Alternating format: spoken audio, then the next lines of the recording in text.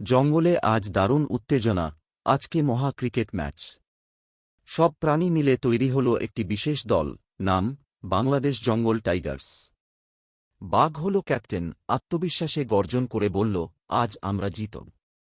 হাতি opening batsman. প্রথম বলটা শুঁড় দিয়ে এমন জোরে মারল যে সোজা জিরাফের মাথায় গিয়ে পড়ল। বানর হল উইকেটকিপার, কিন্তু বল ধরার বদলে পিছনে বসে কলা খেতে লাগল। খরগোশ হল সবচেয়ে দ্রুত ফিল্ডার, মাঠে লাফিয়ে লাফিয়ে দৌড়াচ্ছে। টিয়া পাখি হল ধারাভাষ্যকার, সে চিৎকার করেই যাচ্ছে, সিক্স, সিক্স, সিক্স। এমনকি যখন বল আস্তে গড়িয়ে বাউন্ডারিতে গেল। যখন সিংহ বল করতে এলো, পুরো জঙ্গল চুপ। সে গর্জন করে দৌড়ে এলো আর বলটা এমন জোরে ছুঁড়ল যে আম্পায়ারই অজ্ঞান হয়ে গেল। শেষে বাঘ জয়ের রান তুলল।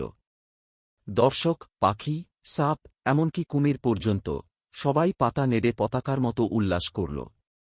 জয় বাংলাদেশ জঙ্গল টাইগার্স। ট্রফি উঠানো হল, যা আসলে ছিল ফুল দিয়ে সাজানো এক বিশাল নারকেল। ম্যাচ শেষ হল হাসি, উল্লাস আর জঙ্গলের এক মহা বিজয় উৎসবে।